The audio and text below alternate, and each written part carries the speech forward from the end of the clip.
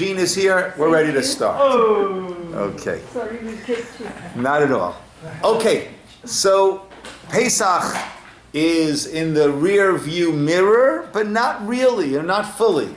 In other words, we've discussed actually over Pesach the idea that just like we have Chol HaMoed, we have the intermediary days between the first day of Sukkot and then the new holiday which comes 7 days later, which is Shmini Atzeret.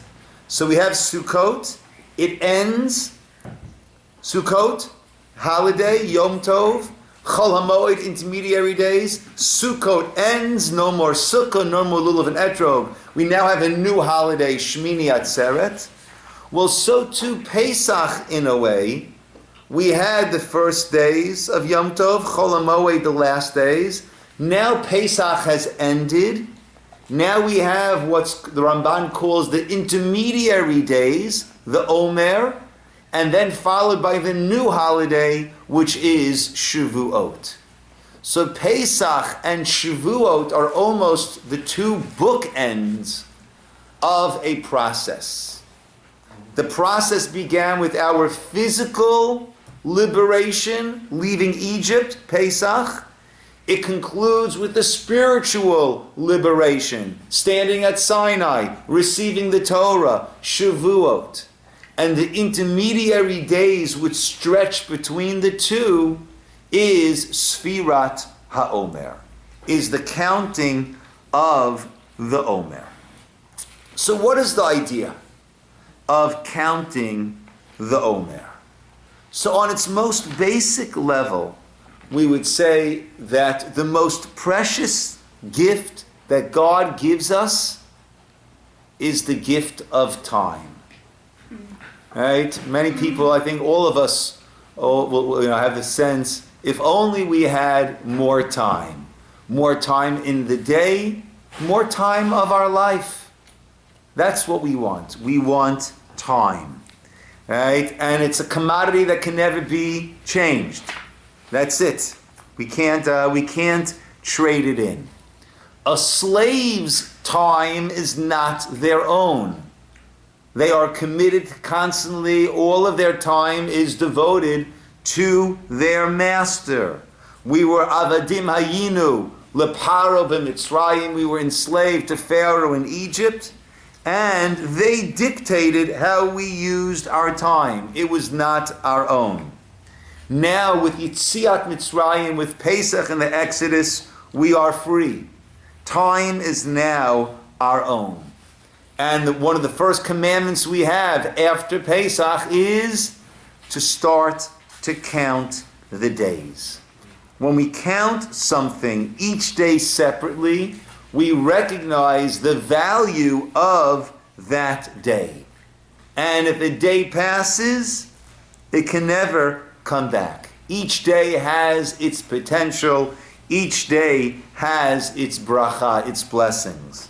And we count the days of the Omer, the numbers are going up and up. We realize, time is passing. And we have to make sure that we are utilizing time in its fullest. So the mitzvah of the Omer, of counting the days, we'll soon see. Let's say loosely at first. Counting the days from Pesach to Shavuot reminds us that the days of our life are passing. And take hold of each day and make sure it is meaningful, make sure it is resonant before it passes by. But we don't call it Sfira mi Pesach. We don't call it the counting from Passover. We don't call it Sfira l'Shavuot. We don't call it the counting towards Shavuot. It is called the Sfirat HaOmer, the counting of the Omer. It's actually the counting from the Omer offering that was brought in the temple. What is this? What was this offering? So the Torah teaches us, we'll soon see the first source, that before any newly grown grains, the 5 grains, wheat, barley, oats, rye, spelt, before any of the newly grown grains can be eaten, we have to bring as an offering 1 day's worth of barley flour. 1 day's worth of barley flour for one person. That was brought in the Beit HaMikdash. That was brought on the second day of Pesach. This is the Omer offering. Barley is one of the first ones to sprout and to blossom, to grow. That is what must be brought. Nowadays that we don't have the Beit HaMikdash, the new grains are permitted upon the completion of the second day of Pesach. Now, you often might see, you might have heard, that many people are very careful to only eat yashan, which means that they're very careful with the grains, that the grains, in fact, are not this year's grains, but will be from last year's grains until next year's Pesach. It used to be a lot less of an issue. Well, there are many poskim that say that this doesn't apply nowadays, it only applies in Israel, doesn't apply in Chutz La'aretz, doesn't apply outside of the land of Israel. Many people outside of Israel are careful with yashan to make sure that they have aged grains that they're using. Now, it used to be much less of a problem when I think things were stored, grain was stored a lot longer, so we were always using older grain. I think nowadays it is more of an issue, but again, many poskim or minhag almost say that it doesn't apply outside of Israel. Okay, let's see the first source from Vayikra, the book of Leviticus. Vayidaber Hashem al Moshe lemor. Hashem said to Moshe, saying, Daber al b'nei Yisroel, speak to the children of Israel, and say to them, Ki tavo el haaretz, when you come to the land that I'm giving to you, ukitzartem et kitzira, and you will harvest the harvest. Veheveitem et omer, you must bring this omer, reishit kitzirchem, the first of your harvest, el hakohen, brought to the kohen. Ve'enif et haomer, and he will wave this omer offering, lifnei Hashem, before God, lir tzon, as a way of making you willingly accepted before God. Mimacharat HaShabbat, on the day following the Shabbat, in which this is in case of referring to Pesach, Yinifenu HaKohen, the Kohen shall wave it. What? Yes, Ida. I was just looking at the Hebrew, and I say to myself, why does it say, speak to the children of Israel? And then it says, and that should be sufficient. And then it says, and say to them. And one says, la omer and daber. Is that phrasing, which seems redundant, the opposite? Is it emphasis? Is that a way of emphasizing it? Interesting. There is a teaching that, how do we know that if someone tells you something, the assumption is that you can't share it with anyone? That should be your base assumption, right? Someone tells you something, your base assumption should be not to share it. If they tell you to share it, fair enough. If they tell you you can share it, fair enough. But otherwise, the base assumption is not to share it. The pasuk says, "Vayidaber Hashem al Moshe." God spoke to Moses, lemor, to say. That's what allowed him to say. Why we have it over here in almost like almost redundancy, we'll have to see over there if the Mepharshim speak about it. I'm not sure. Right? Sometimes it says that, sometimes it doesn't. Yeah. So you have to note when and why. I'm wondering if it's for emphasis. Yeah, I'm not sure. So every offering brought in the temple had its meaning and significance. What does the Omer offering teach us? So the Chizkuni, one of the classic commentators on the Torah, says, Ein derech eretz shetochlu min hachadash. It's not derech eretz. It's not, they say, appropriate. It's not respectful to eat from the new harvest ad shetaviu mimenu doron la'kadosh baruch hu, without first bringing a gift, a portion of it, as a gift of thanks to Hashem. something that I'm trying to do now. A bracha, a blessing is something that we make before we eat, and it's our way of giving thanks to Hashem.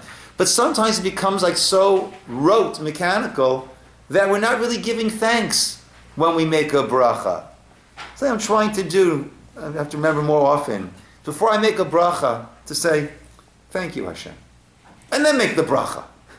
Just to remind myself what it is that I'm doing with the bracha. So that's on an individual food item. And over here, before we partake of this whole class of food stuff, we bring this Omer offering as a gift of thanks to Hashem.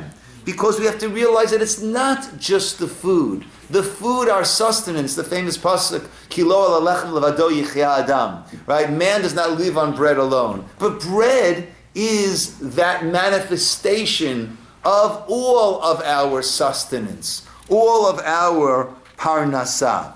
As the Siftei Chaim writes in source number 3, Kedei she'adam chas v'shalom lo yargish, a person should not, heaven forbid, feel kochi va'otzem yadi. Oh, it's me, it's my intellect, it's my strength, it's my acumen, it's my business sense. Shlo yachshov charashi, a person shouldn't think, I've plowed, zarati, I've planted, vata, and now ani kotzer, I'm harvesting. Hine kain ani gidalti tatzvua. I'm the one who made this produce grow. It's mine, mine, mine.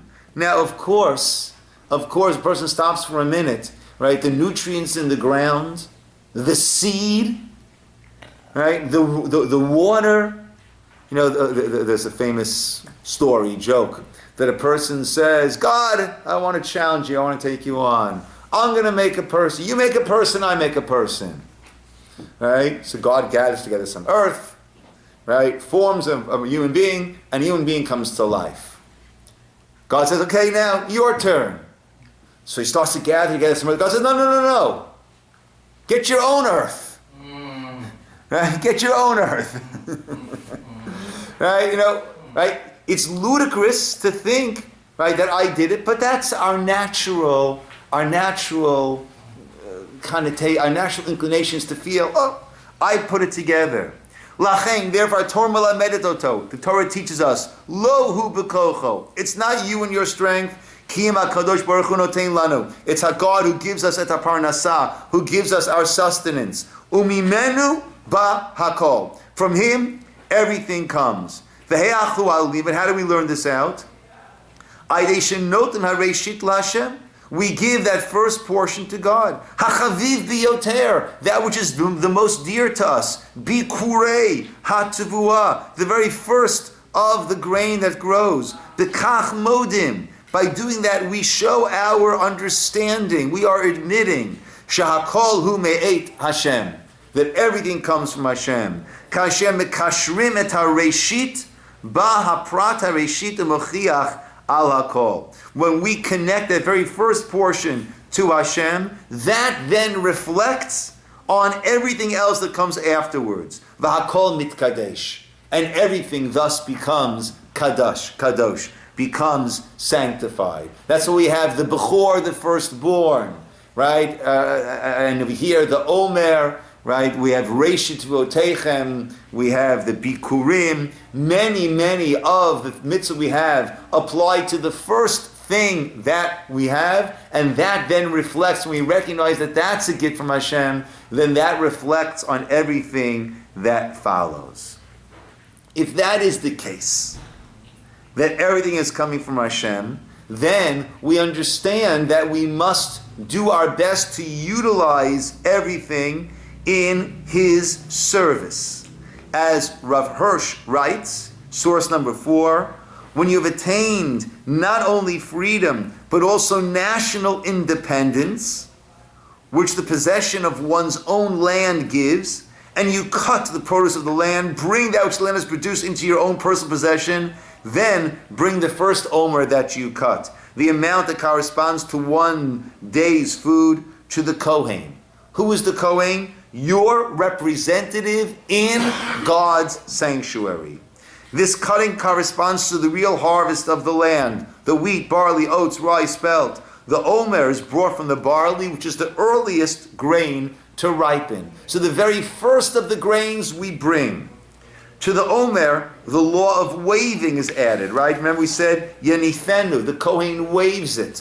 What is this idea of the waving? Consisting of horizontal movements in all four directions, followed by moving upwards and downwards, like we do with our lulav and etrog. All four directions, up and then down. What does this represent? By the procedure of waving, one's material nourishment. The omer consists of flour, the barley flour. One's well-being, right? That refers to the oil that's part of this offering.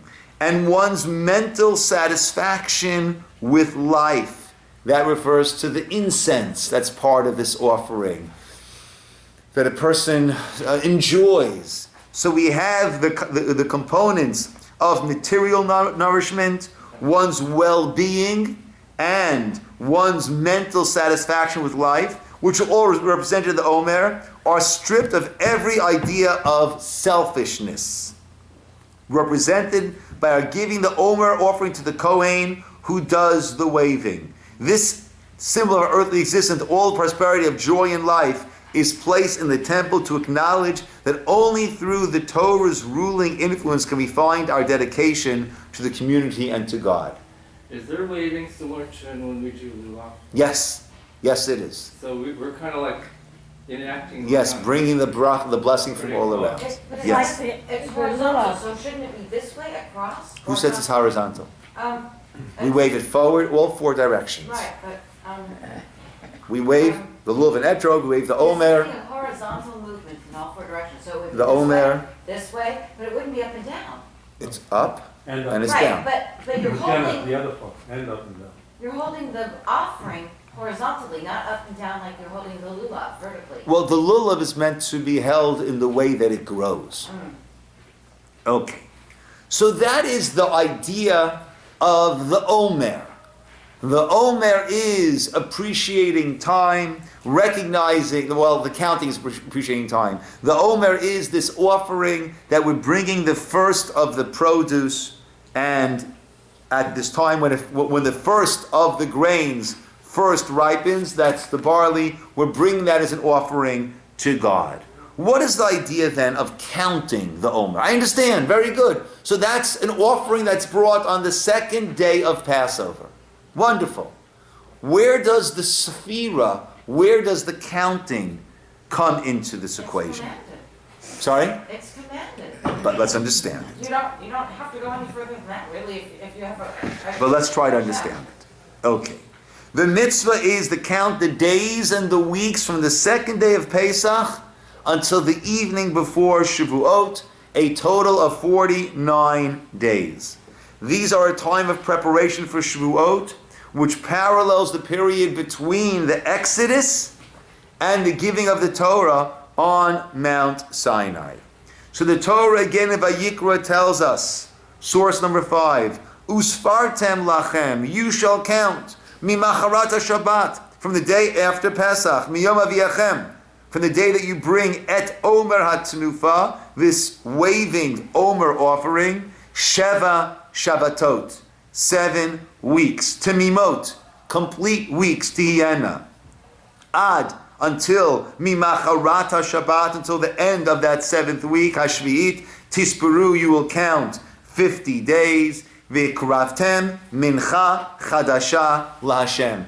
Then, and only then, will you bring a new offering to Hashem. That's when we bring the wheat offering, a chametz offering on Shavuot, of the 2 loaves of bread. So we're counting 50 days, and also in Devarim, source 6, we are told, Shiva Shavuot Tispor Lach. In addition to counting the days, we also count the weeks. Mehachel Chermesh Bakama. From the start, when the Chermesh, the sickle, is put to the Kama, to the standing grain, Tachel, you will begin Lispor, to count, Shiva Shavuot.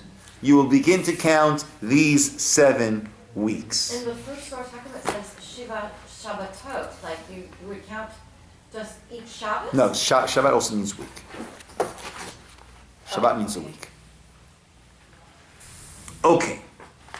Why is it that we are verbalizing this count on a daily basis? So Rambam Maimonides, in his Guide for the Perplexed, his Mor Nevuchim, he writes, Shavuot hu yom matan Torah. Shavuot is the time of the giving of the Torah. Ula hagdil hayom hahu, and in order to aggrandize, elevate, give the proper honor to this day, nimnu hayamim, we're counting the days min hamoed harishon, from the prior holiday, Pesach, Elav. Kamisha mamtin bo hane'eman shebe'ohavav, like someone who's waiting for their loved one. V'shehumona hayom, they count the days, v'gam hashot, and also the hours. V'zot hi sibat tzfiyot ha'omer, that's what we're counting, the Omer. Miyom tzeitanu, from the day we left Mitzrayim from Egypt, ad yom, until the day of Matan Torah. Shehu haya ha'kavana v'atachlit, because that was the purpose, the goal. B'yitziatam, by our leaving Egypt, v'amro v'avi etchem elai. The idea was not simply to take us out from Egypt, but v'avi etchem elai. God said, I will bring you to me. When did God bring us to Him? That is Matan Torah. That was Har Sinai. That is Shavuot. We mentioned before, the Gemara says so beautifully that the first word of the Ten Commandments we know is Anochi. Anochi Hashem Elokecha, I am Hashem your God. Anochi, the Gemara says, is notrikon. Notrikon means take each letter and construct a word from that. Anochi stands, the Aleph of Anochi, Aleph Nun Chaf Yud. Aleph is Ana, I. Nun, Nafshai, my essence. Chaf, Katavit, I've written it down. Yud, Yahavit. Hashem is saying, I'm giving myself to you, and thereby bringing you to me. I'm giving you that connection. When I talk to the teenagers, it often comes up in conversations. Every religion has to have that revelation, that point where God above lets us down below know what it is that we are supposed to do. How are we supposed to connect? That is what Matan Torah is, and Judaism is unique in that it's the only religion that speaks of a revelation to an entire people. It's not me coming and saying, I had a dream last night, God spoke to me and told me to share this and this with you, and this is His will, because if I'm charismatic enough, I can get everyone to follow, right? I believe that the whole Mormon religion is based on one person discovering these plates with his instructions and readings on it, and no one else ever saw those plates. And that's how the hundreds of thousands of Mormons, that's how their religion began. Judaism is unique, right? We are not a people who are easily convinced, right? Right? You can't get us to buy the bridge. Right? And it was not one person telling us what they experienced and therefore you must, but it was all of us experiencing it. So that was the purpose of leaving Egypt, was Vavi etchem elai. I will bring you to me. That was Matan Torah. Now, if that's the case, we would imagine that we should have a countdown. Right? If we're waiting expectantly, right? You know, the blast off, 10, 9, 8, 7, 6, right? They count down to New Year's, Lahav, right? To January 1st, whatever, right? So why are we not counting down? The Sefer Achinuch says very interestingly. V'zeh, source number 8. V'zeh she'anu monin la'omer. That we counting, right, from the bringing of the Omer, Klomar, meaning, kach v'kach yamim avru. Right, 1 day has passed, 2 days have passed, 3 days have passed. Right, today is the 9th day of the Omer. 9 days have passed. And we're not counting how many days left.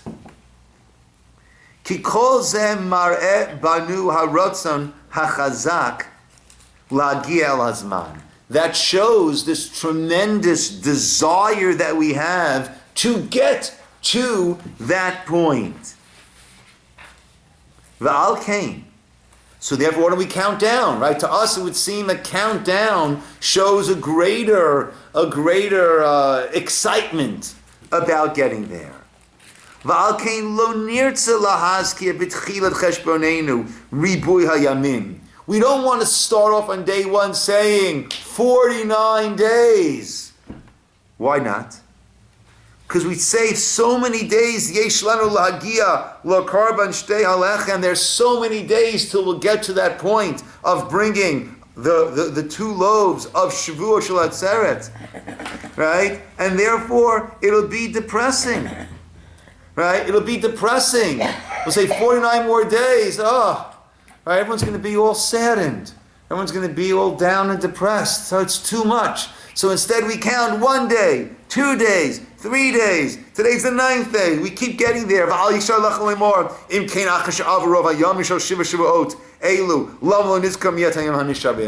that's the case, once we reach that tipping point, right? Now we got to day 25. So let's start to count down now, right? When it's no longer majority of the days. Right? We're not going to change our manner of count in the middle. But Sefer Chinuch says the reason we don't want to start counting down is it'll be too depressing to say, 49 more days, 48 more days, 47. Who can wait that long? Kind of like one of the poskim said for lighting 8 first and counting and lighting down, or Okay. 1 first. V'im tisha. Yes, Bess. I don't agree. I think if you're looking for something that's wonderful, you want to say only 49 days left. Only 49. Yeah, that's if you could wait 49 days. But who could wait the 49 days? It'd be too depressing. In any case, you're not getting out of it. You're right. It's all in the packaging. It's all in the package. V'im tisha. If you'll ask, im kein lamnu matchilin oto mimachvat haShabbat.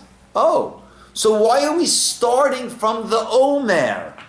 Why are we starting from the day after Pesach? Really, we're counting from Pesach until Shavuot.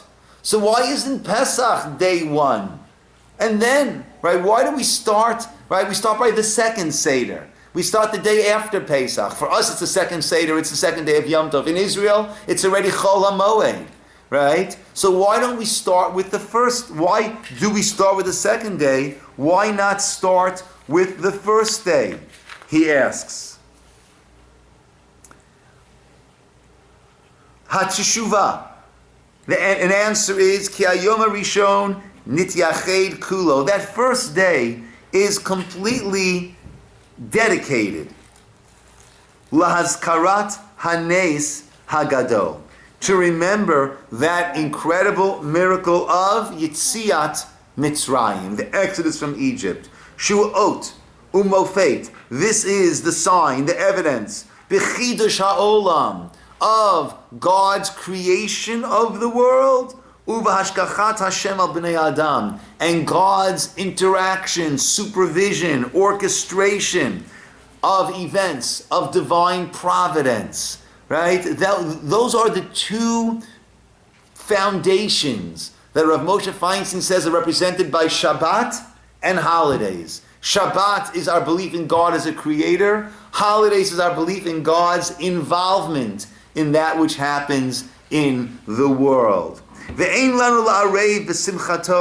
therefore we don't want to dilute, we don't want to mix in to that simcha, ulazkir imo shum inyan acher, to start mentioning something else. V'alkein, therefore nitkan hacheshbon, therefore this counting was established miyom sheni, immediately from Yom Sheni, the second day. Miyad. Right away, we start that counting. Kind of like the same concept of no weddings on Shabbat and no two. Yeah, no two similar, yes. Now, I think the last source? Yeah. Nope. Second to last. Rav Shimshon Pinchas in Neve Shimshon, he explains, he adds on a little bit further, beautifully. Kasher Adam Sofer Tayamim. When a person counts the days, likrat yom mesuyam, towards a certain special day, harei liyamim shecholfim beinatayim ein mashmaot. The days that pass by have no significance. Right? If I'm counting down, 10, 9, 8, so those moments have no significance. What's significant? Blast off. Right? So if I'm counting down, I am almost discarding those days. I'm getting past them. Right? I'm kind of just unloading them. I'm just trying to get past them. They have no value in and of themselves, but they are what's standing in the way between me and that which I'm trying to get to. So when you count down, those intervening days have no real power, no significance. Ludugma, Adam shamul lekabel matana gdola, ba'od 50 yom.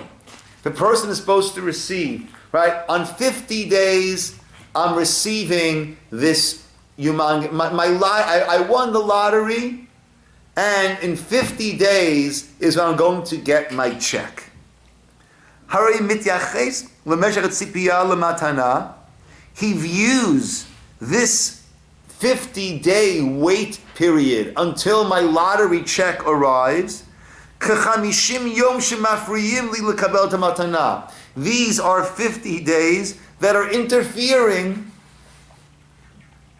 with my receiving my gift.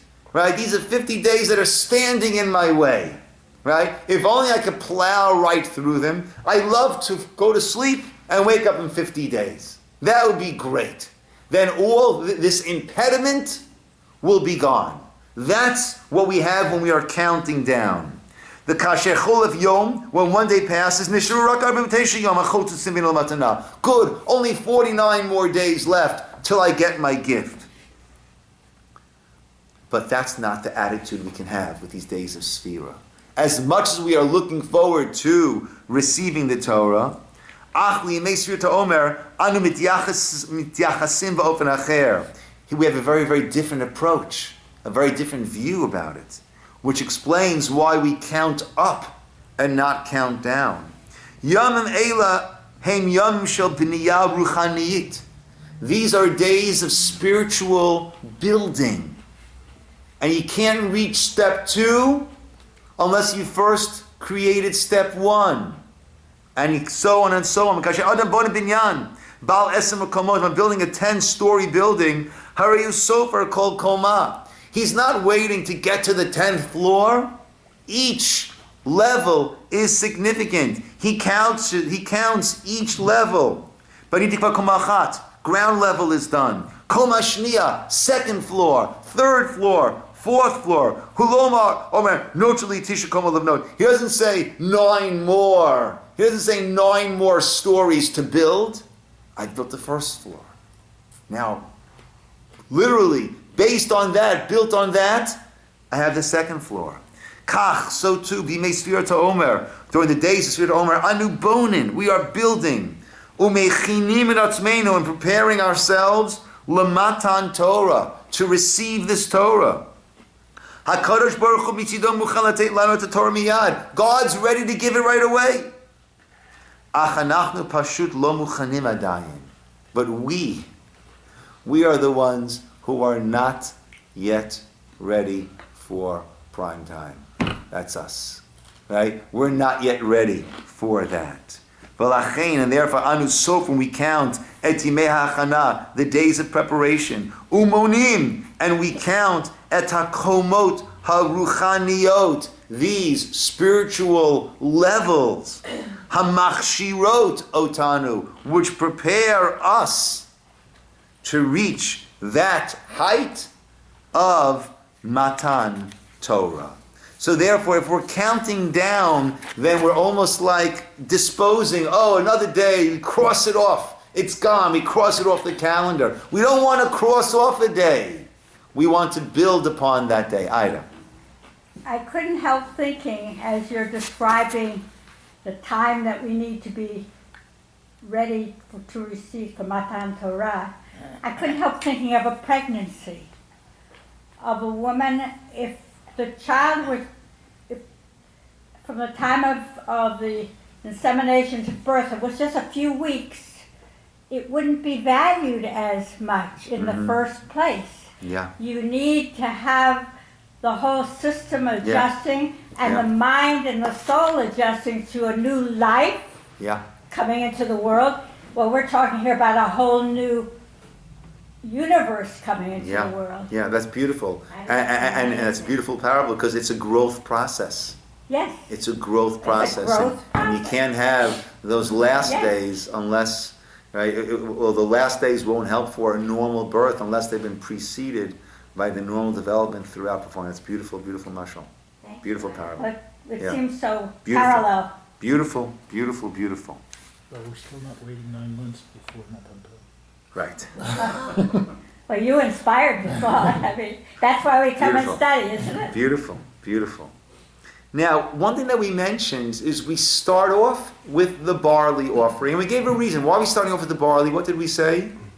It's the first to ripen, right? And then on Shavuot, we bring the wheat. We bring, actually one of the rare times that we bring chametz as an offering in the Beit HaMikdash. The shtei halechem, the 2 loaves of bread, they're brought. And they're made from wheat. But besides the idea that the barley, right, like Aaron said, is the first to ripen, there's also another meaning that is interwoven over here. Barley is considered to be a lower form of grain, more like animal feed. Wheat is considered to be, uplifted human feed. So Rav Aryeh Carmel writes, the Omer on Pesach was from the barley harvest. The offering on Shavuot was of wheat. Barley is mainly food for animals. Wheat is food for human beings.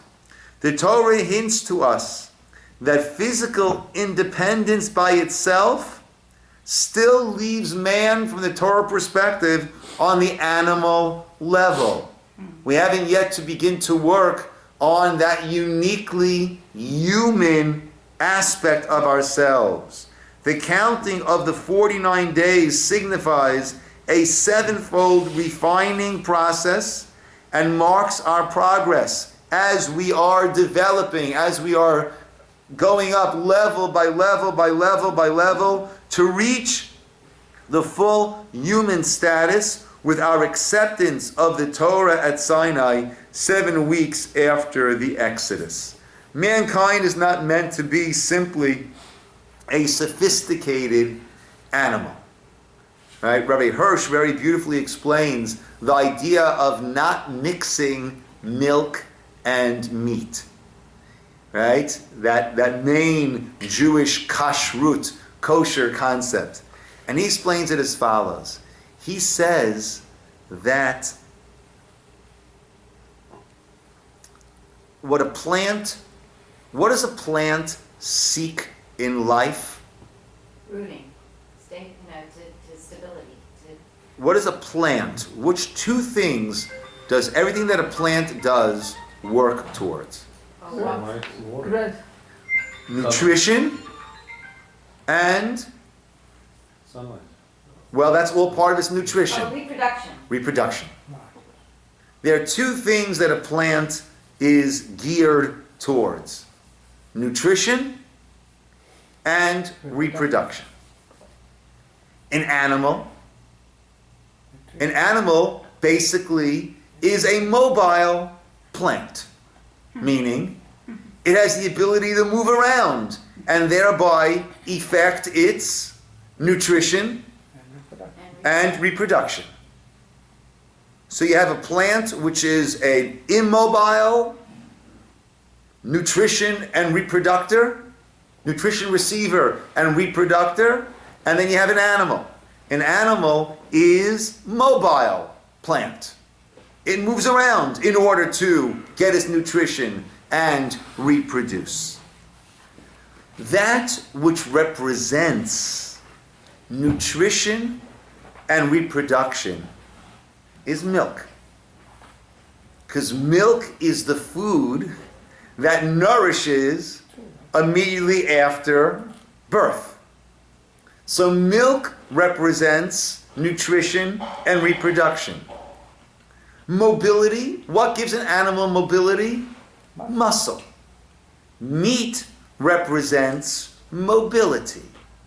So we Jews separate our milk and our meat to make sure that we understand that we are not just a further sophisticated animal who now uses our mind and our acumen in order to nutrition and reproduce. We need to separate the two and understand there's more to life than simply nutrition and reproduction. So we don't want to become an even further sophisticated plant.